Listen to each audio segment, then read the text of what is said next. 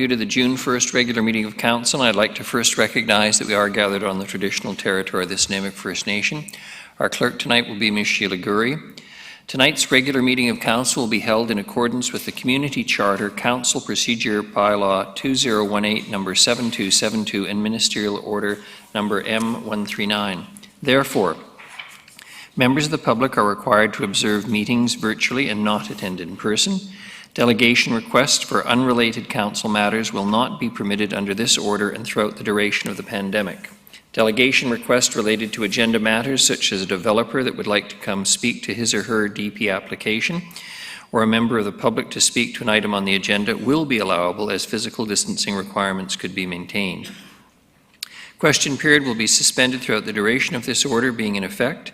Council will attend via Zoom or in person at these regular meetings, maintaining physical distancing at all times. Members of staff that are partaking in the meeting will be spread out in the auditorium in the marked seating or outside in the lobby area. And the first item on the agenda, of course, is the introduction of late items. Ms. Gurry, welcome back. Thank you, Your Worship. For late items this evening, agenda item 8B for development permit application number DP1182 for 380 Cottle Place. We'll be adding a presentation from Motive Development. And for agenda item 10B, we're adding agenda item 10B, which is a notice of motion from Councillor Hemmens regarding position statement, City of Nanaimo's role in health and housing. And that's it, Your Worship. Thank you very much. A motion for approval of the agenda is amended. Councillor Martman, seconded Councillor Bonner. All those in favour? Opposed? Motion carries. Thank you very much. A motion for adoption of the minutes is circulated. Councillor Thorpe, seconded Councillor Bonner. All those in favour? Motion carries. Thank you very much. The next item is the Mayor's report. Firstly, let me extend my thanks on behalf of Council and staff to all those who are currently coming down to City Hall and paying their taxes. And it's much appreciated as it helps the city's cash flow, but I want to emphasize a couple of things. There are several ways to pay your taxes: through your financial institution, online, telephone, or in-person banking. You can drop off the check payment in the drop box located outside the Service and Resource Centre at 411 Dunsmuir Street, which is how I paid this year, or my wife and I paid. You can mail a check payment using the postage paid return envelope included in the tax notice package. And for those of you who really want to see a person face-to-face still, you can stop at the pop-up tax payment office, open Monday through Friday from 9 a.m. to 3 p.m. in Bevan Park at the Frank Crane Arena box office, 2300 Bowen Road. Please note that all COVID safety protocols will still apply, and only debit and checks will be accepted as payment when you go to the Frank Crane Arena for payment there. I would remind everyone also that for the happy dog owners of this community, that from May 1st to October 1st each year, dogs are not allowed on the Nanaimo City public beaches. As the weather gets warmer, the beaches get busier with people wanting to recreate in and around the water. Similarly, shoreline activity with migrating and breeding wildlife is not to be disturbed. If you're caught with your dog at a public beach, you face a fine of $150. On a happier note, although we cannot recognize our Culture and Heritage Awards recipients this year with an appropriate ceremony at the Port Theatre, however, they are going to be recognized individually, and I repeat their names for those of you who haven't heard them before. Patrick Alec, Emerging Cultural Leader; Devin Joyner, Excellence in Culture; Gary and Adam Manson, Honor in Heritage; and Trish and George Horrocks, Honor in Culture. As I say, traditionally they would be honored at a ceremony at the Port Theatre, and this year, in place of it, Ms. Bevan and I are going to personally deliver greetings and a special gift to the homes of local award recipients while practicing physical distancing. And at the same time, the city will release a specially commissioned photograph and video profiles to celebrate their achievements. I also want to make note of an honor that has come through the Rick Hansen Foundation School program. Dr. Linda Dirksen, who is on our Accessibility Inclusiveness Committee and teaches up at VIU, has been recognized as an Educator Difference Maker of the Year. That is quite the honor for Dr. Dirksen.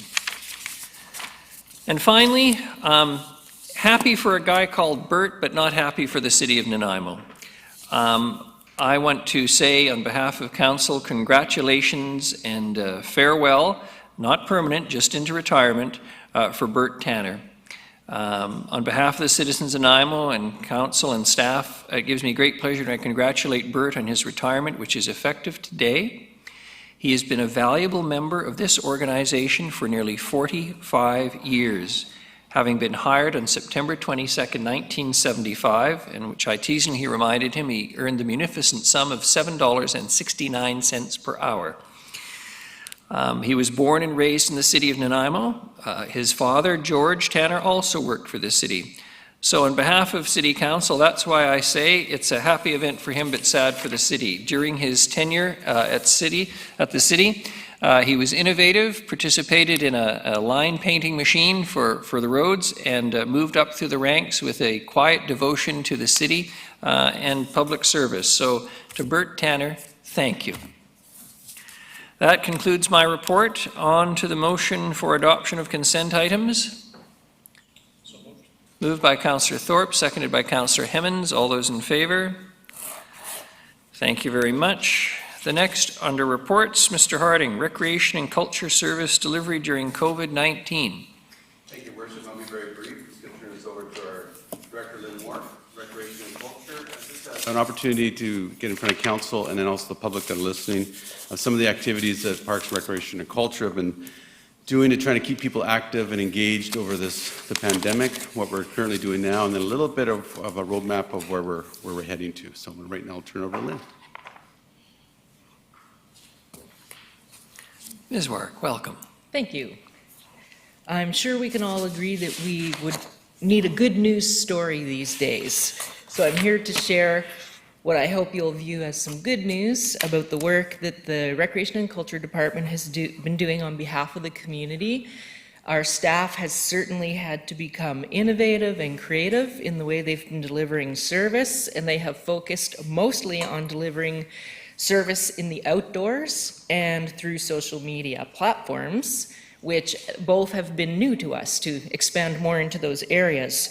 So I'll be highlighting some of the things that we've been doing, not all of them. There's far too many to tell you about all of them. So I just wanted to start out by bringing to your attention the fact that the Canadian Parks and Recreation Association has a national framework for recreation in Canada, and it's one of our main guiding documents. We also use other city documents like the OCP and a Parks and Recreation Master Plan, which is currently in the works to be upgraded. But what this framework does is speaks to the importance of the provision of accessible recreation services that help to foster individual and community well-being, as well as the well-being of our natural and built environments. The framework really emphasizes the potential that recreation has to address challenges and issues that are common in all municipalities and also specific to your own local municipality. And really it focuses on ideas for servicing vulnerable populations, which could be populations like youth at risk or new immigrants, and current issues like homelessness or physical literacy.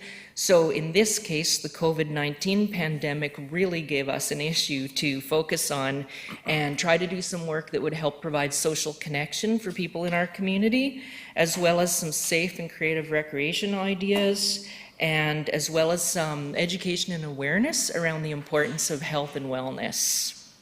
So some of the things that we've been doing in the city of Nanaimo, number one, we started off with the creation of a Parks Ambassador program, and this program was instituted by putting redeployed lifeguards and business services staff out into the field to provide reminders of the importance of physical distancing in the parks. The BCRPA conducted some research, and across BC, it's estimated that the visitation in parks has gone up by about 60%. So this program, as well as reminding people about social distancing, the Parks Ambassadors also did things like litter pickup and reporting on graffiti and damage and things like that to our operations staff so that they could get out and take care of those in a timely manner. And the program has been very well received. We've had a lot of positive comments from the community about how much they've appreciated this service. And in fact, we've been contacted by many other municipalities and asked how they can start their own program in their municipalities. As well, normally, this time of year, there are approximately 700 grade 7 students who go through a Swim to Survive program, as well as all of our swimming lessons, which teach safety and survival, and several special events like National Drowning Prevention Week and things like that, which we have not been able to do. So now what we've been focusing on is trying to get some messaging out through social media and also within the parks or at the waterfronts where people will be frequently, as much as possible, to educate people about the importance of water safety. This is a photograph of Ashley, one of our coordinators, did a clip on CTV News, speaking at Westwood Lake. So they've got a program planned for the summer just to get out to as many locations as possible. In addition, we have 6 story walks that will be featured throughout the community. One of them is in partnership with Strong Nations, and the other 5 are in partnership with Altrusa, who have a real goal of promoting literacy in the community. And you might be familiar with the Golden Bucket Challenge, which usually used a real golden bucket. We've had to adapt it this year, and we have stickers with little golden buckets on them and QR codes. And so people can get a clue and figure out where the golden bucket is hidden in which park. And there's questions about the parks when they go to the QR code, and people are entered into a weekly draw. And at the end of this initiative, there will be a grand prize draw for a 3-hour kayak trip for 5 people. So this really just, these 2 programs have just incentivized getting people out into the parks and getting more familiar with the park system. I have a short clip that I was planning on showing, but I need a mouse. I'm not sure if this...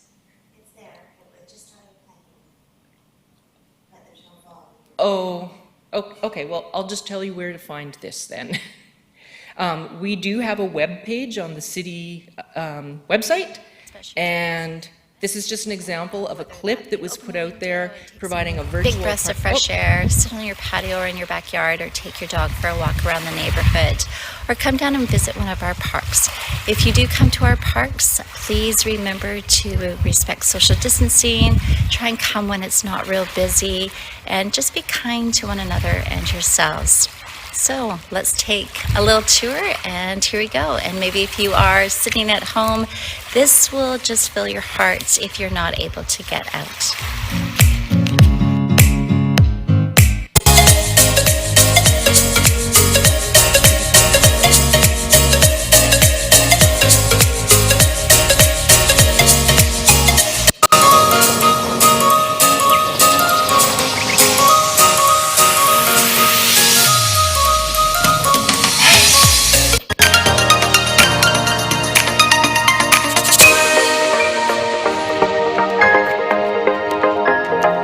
That's good there, thank you.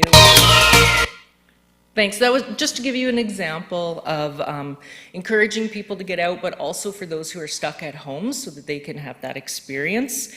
This outdoor programmer for us also has been working to plan Oceans Day. It's a virtual event that'll be taking place on June 8th, and they've been doing some Guess the Park Instagram photographs, and they continued with the invasive plant program this year, where people were out, getting out into parks, removing invasives, and we had a drop zone where they could drop off all the invasive species. Another initiative as part of our isolation recreation program is the Wellness Wave, which was really done with the idea of trying to promote the community to have conversations around the importance of health and wellness. And I wonder if you're able to just show that clip. It's just a quick one.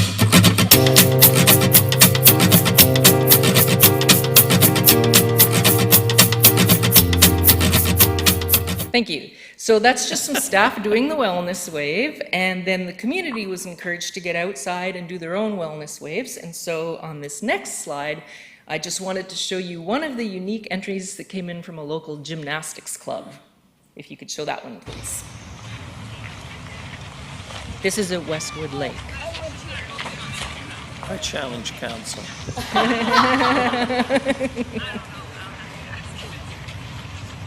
Thank you. So we have been making a lot more use of social media, and the recreation coordinators were just posting challenges and ideas that hopefully motivated people to try some different things, and also to give parents and kids a break from the fatigue of being on online platforms and doing all of their schoolwork on platforms. And in a way, they wanted these activities and ideas to be like a recess or a fun break from all of the hard work that they've been doing. As well, we have been supporting the community for things like the farmers market, for example, on the left, just helping them to figure out how we could have the farmers market continue to happen in a way that met the physical distancing guidelines, and the food share box program as well. We also had the loaves and fishes that did some bottle sorting at Harewood Court, and they've generated over $20,000 just by being able to sort those bottles there, which has been amazing. Coming up soon, the Clippers are hosting a drive-in movie at Bevan Park, so we've been helping sort through how to make that happen. We had the great opportunity of hosting quite a few blood donor clinics at Bevan Park, and they were so well organized. Really, they gave us a lot of ideas on how we could help support other groups in the community to be able to follow through with their activities. And the community learning gardens, of course, have been up and running. They educate on growing your own food in the community, and they just recently had a spring vegetable starter plant sale. Something else we did for the Isolation Recreation campaign was have our recreation coordinators and our business services staff, before they were redeployed, calling our 1,500 Harbor City Seniors members when COVID first started, just to check in with people and let them know what was happening, what we were continuing to offer, what we weren't able to offer anymore, and just generally check in and see how folks were doing. And this was extremely well received, and it did actually end up in a few 211 calls being initiated, so that was a very useful service that got provided. We've also been putting 4 newsletters out regularly, Seniors, Parks, Culture, and a Play and Learn newsletter. And this young guy on the bottom sent in a picture surrounded by all the artwork that our staff had suggested they could do at home, and just a letter of appreciation and telling our instructors how much they're missed. And we've been getting a lot of little notes like that from the community, which is, it's nice to know that they miss us and we also miss them as well. So I did mention earlier that we've revised a lot of our summer camps. They will not look like the photo on the left this year. Unfortunately, we've had to lower numbers and change the way we're offering the service and ensure that kids will be physically distanced and change the activities. But we do have summer camp programs happening, and I know that that's been a big question. We just have less of them with a smaller ratio of children to leaders and a few less locations. We're also doing some pop-up programs this summer where we'll just randomly show up somewhere. So one example, because I don't want to ruin the surprise for anybody, is we'll, for example, maybe be at Westwood Lake with some paddle boards so that people can, who are visiting the lake, can pop on and try a paddleboard out. We're also busy planning a virtual Canada Day right now. We're preparing 6 videos where 3 will focus on food, activities, and decorations for Canada Day. The idea is really to encourage people to have their own backyard parties rather than attend a mass gathering. And people are fatigued, and some people don't like planning their own parties or don't really know how to, so this is to really encourage and motivate people to plan their own activities and events in their backyard. 3 of the videos will be featuring local Nanaimo well-known people who are talking about why they're proud to be Canadians. And when people use the activity, food, or decorating ideas, they'll post their photos online and be entered to win one of 20 gift baskets. The mayor just talked about delivering baskets for the Culture Awards, so we'll be doing a similar thing for Canada Day delivering these baskets to the winners to help them celebrate on Canada Day. And then we have some in-person activities planned for Canada Day, but of course those are also a surprise, and we don't want to encourage mass gatherings either. So this event is morphing as we get closer to Canada Day and as things change with restrictions.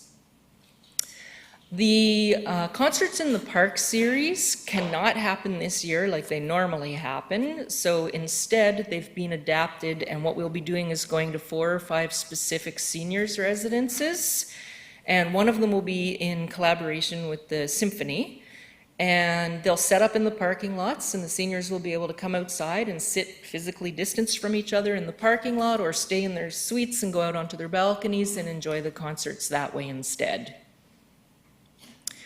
We also did the Youth Poet Laureate program this year, where 13 poets got featured on Instagram, and so did the mayor with a poem about his guinea pig Daffodil. The youth were all recognized with an honorarium, so that was a very successful contest that had to be adapted slightly this year. We also have 10 temporary public art exhibits going in over the next 6 months, and you may have seen 3 of them that just went in the last couple of weeks. They're all in Matteo Sutton Park. There's Joy of Life, Name Your Dog, and Jardiniere, if you want to get down there and check those out. And this year is the 100th anniversary of Rotary, and so we've worked with Rotary to create some street banners, and these will all be going up by the end of June on some main city streets. And the Harewood Skate Park is under construction right now. It should be complete by the end of June. And there's been a collaborative art project done with Joel Good and Bracken Hanus Corlett, and they'll be putting some Indigenous art on the skate park, and they hope to start that in the next 2 to 3 weeks. And as we've adapted to this new way of doing things, we have had to enhance our use of social media. So it's interesting to note that our followers went up by 9.5% on Instagram, which is a Parks and Recreation Instagram page. Facebook, which is a corporate Facebook page, has gone up by 9% since March 16th. And then we also have our Isolation Recreation web page, which has had over 47,000 views as of last week. And our newsletters have gone out to over 1,000 subscribers. One thing that we've learned going through this situation and working with BCRPA and all the municipalities and regional districts across BC, it's become very apparent that online programming is here to stay. We've really discovered that it's an excellent way to reach out to some of the hard-to-reach populations, and that it's been a really incredible way for people to feel connected and to be able to socialize with one another during this time of so much isolation. So I just had an example on the right-hand side of the screen of another municipality who's been offering over 20 programs, whether they're on Zoom, Facebook, or YouTube, each week, and some of those programs have had over 14,000 visits. So knowing that this is here to stay, coordinators have begun doing some research and are working with IT to figure out how we might be able to move to more online programming in the fall. I just also wanted to mention that the museum and the art gallery are both planning to open sometime this June, with limited hours and limited numbers of visitors. I don't know exactly when they're opening, but they're working on that right now. So those are just a few examples of some of the things that we've been doing to help the community stay engaged, and hopefully we're motivating people to stay active and to socialize in different ways with each other, and contributing to their well-being.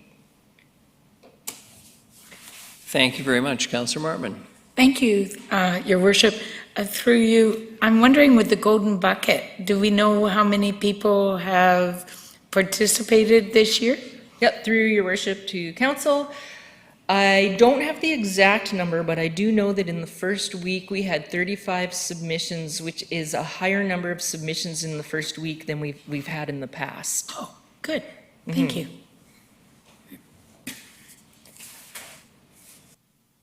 Councillor Thorpe. Thank you, Your Worship, and through you to Ms. Wark. Thank you very much for the presentation, and very impressive the modifications that our Parks and Recreation Department has made to try and keep people motivated and active during this time of COVID. A couple of questions, if I may.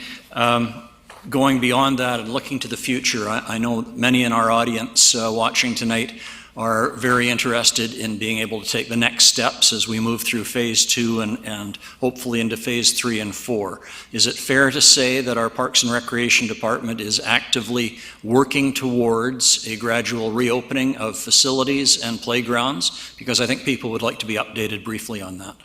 Yes, through your worship to council, it is fair to say that we're actively working on a phased plan for how we're going to reintroduce recreation services back into the community. As I said, we have continued to deliver some services, but every service that we'll be reactivating will need to be carefully analyzed to make sure that we can meet all the physical distancing protocols, and we are currently working on it. We're already planning for the fall, and we've already introduced some new things. We've got our summer camp revisions. We've got some summer programming that we'll be doing in the parks and under picnic shelters and maybe in an outdoor sport court, which would typically be done indoors. So for the summer, we're focusing on outdoor programming, and we're thinking about the fall and adaptations for the fall currently.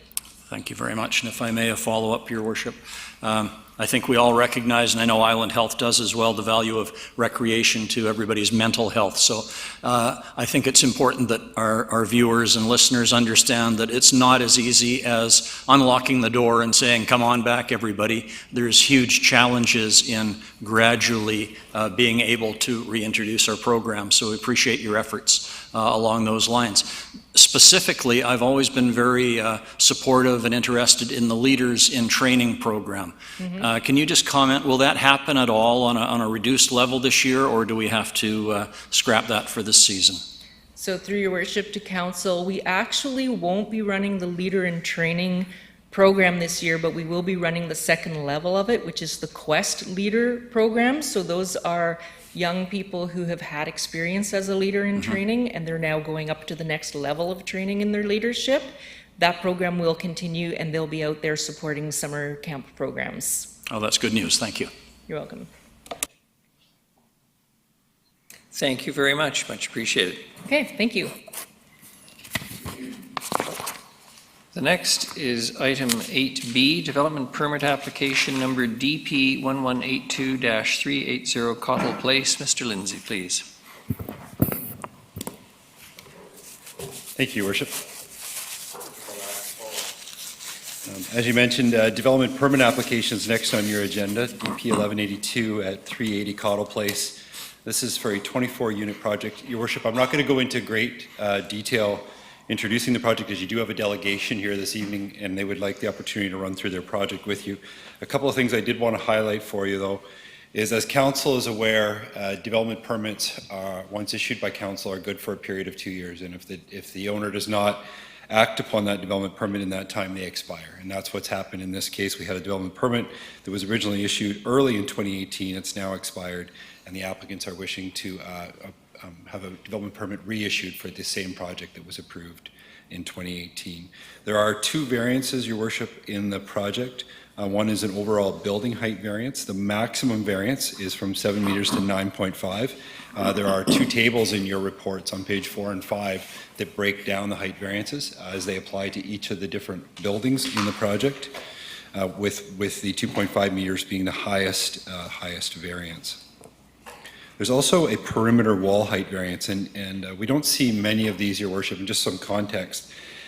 Perimeter wall heights are what the zoning bylaw requires as the maximum wall height on any building. And this was brought into our bylaw a number of years ago when we started seeing development on steep slopes such as this, where we would find that some of the buildings would have straight up wall faces in the rear, which provided no articulation and resulted in what looked like a large building form that would often loom onto the properties below. So by having a maximum perimeter wall height, we encourage articulation in that rear wall face and kind of break down that building massing. In this case, there's a request to vary the maximum wall height, but staff are satisfied that through building design and overall articulation of these buildings that they've addressed the intent of the bylaw, and as such are recommending both of these variances, Your Worship. There's a site plan on attachment C, and there's an air photo on attachment I. That may be of interest to council, and I'll turn it over to back to Your Worship, and I know you have a delegation. Thank you very much, Mr. Lindsay. We have a delegation from Peter Hardcastle and Stephen Tranfield.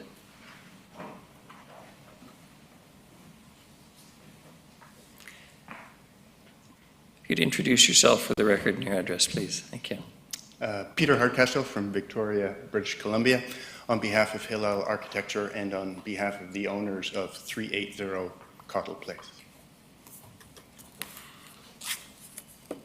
We're here this evening for a development permit renewal.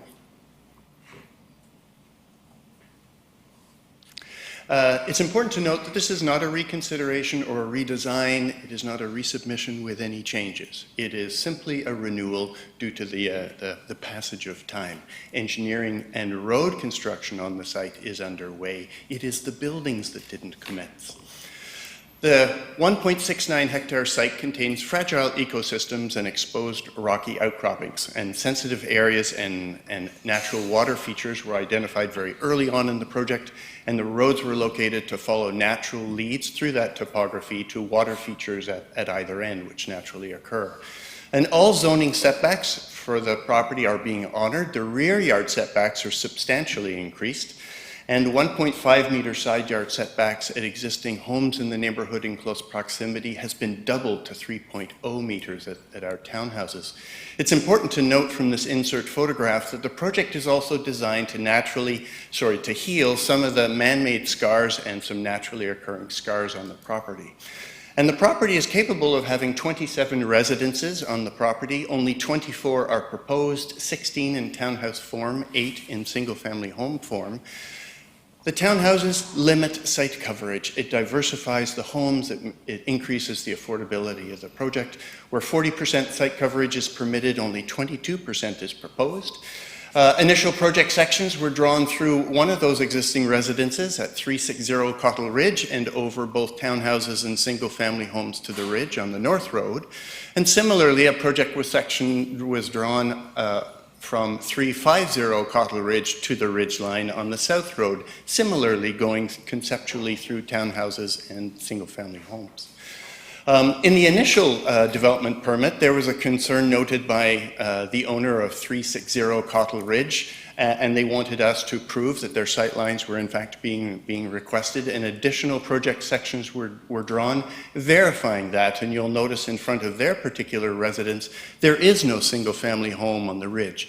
Similarly, planning staff also responded to requests more recently from 350 Cottle Place to ensure their views were also being respected, and additional project sections were drawn through the townhouse directly in front of their property. And you'll notice again on the foreground cliff edge, there is no single-family home.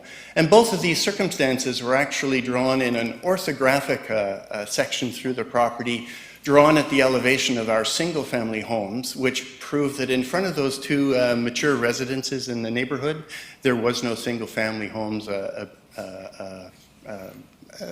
blocking their views.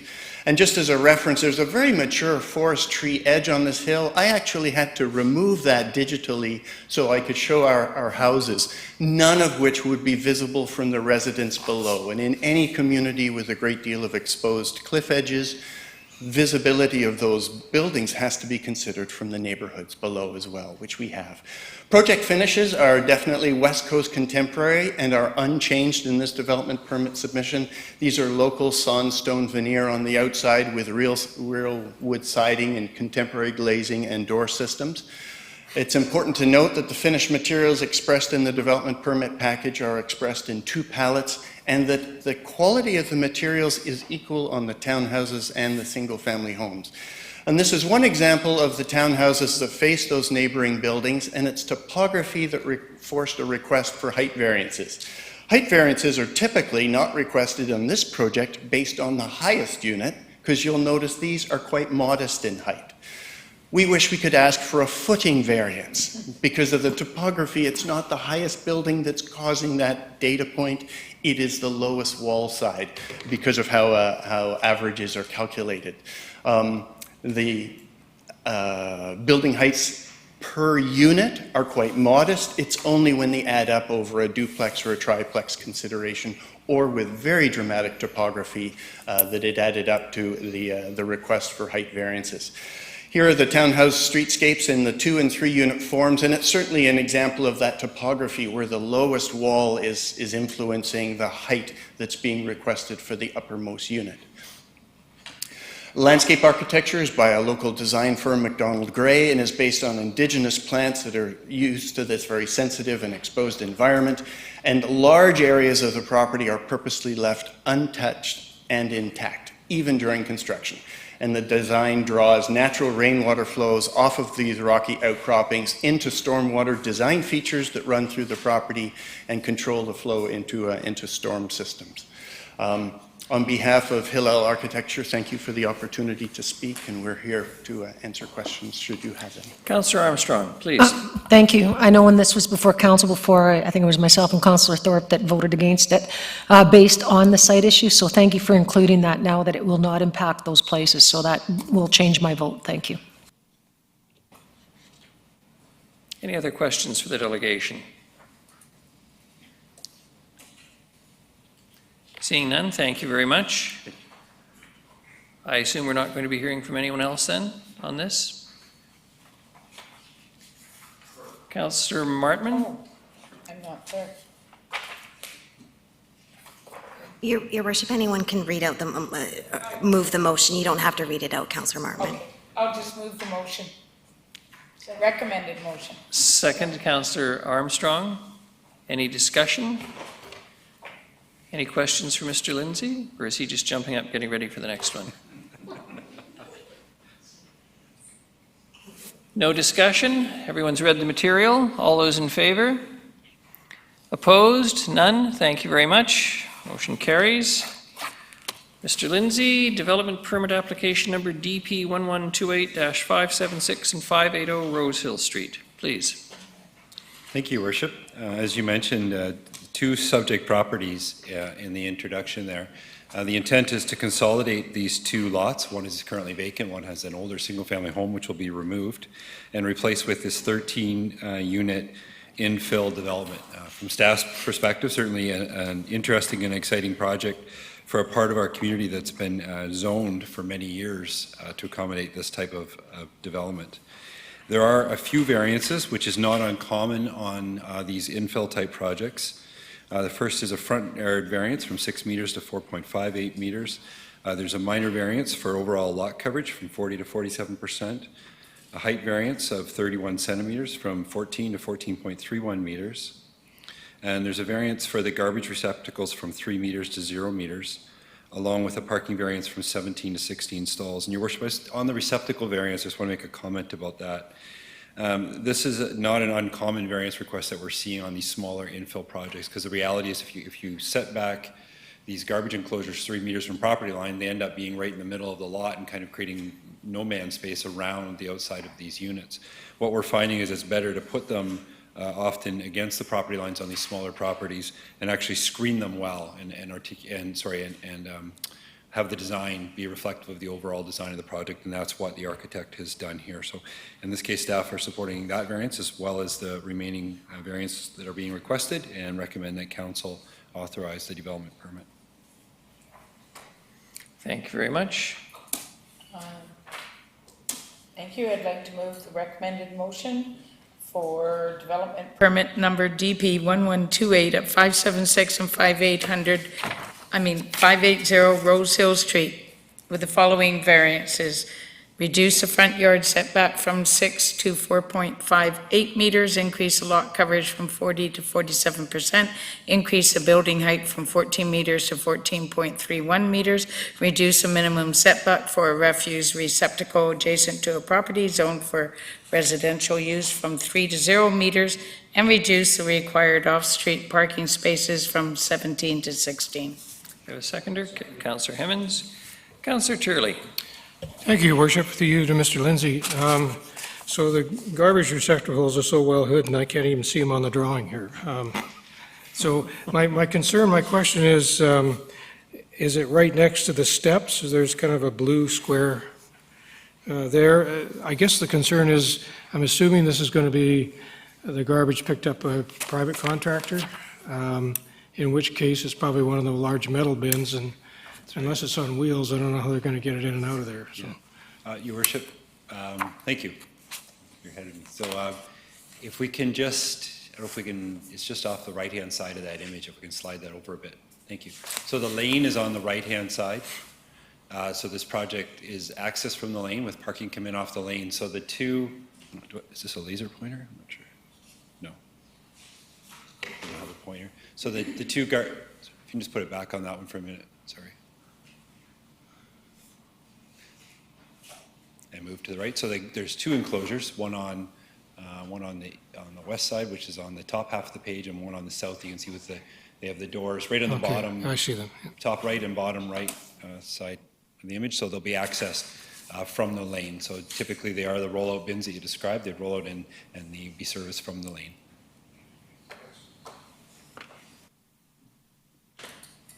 Any discussion on the motion? Everyone's read their material, obviously. All those in favor? Any opposed? Motion carries. Thank you very much. The next item is the bylaw information status sheet for information only, Ms. Gurry. And then we have two notices of motion. That's correct, Your Worship. So there's two notices of motion. 10A, Councillor Brown, notice of motion relocation of roadway space, and that will be under other business at the special council meeting on June 8th, 2020, for council to discuss at that time, as well as 10B from Councillor Hemmons, a notice of motion regarding a position statement, the city's role in health and housing, and that will be on the June 15th council meeting under other business for council's discussion if they wish at that time. Thank you very much. Any other business? I would then, we're not going to adjourn this meeting, but we are going to return to our in-camera meeting. So perhaps a couple of minutes. Your Worship, if you could just get a motion to recess. Be open and. Councillor Brown has moved it, seconded by Councillor Turley. Motion to recess the public meeting. All those in favor? Any opposed? Thank you very much. We can then return to the in-camera meeting.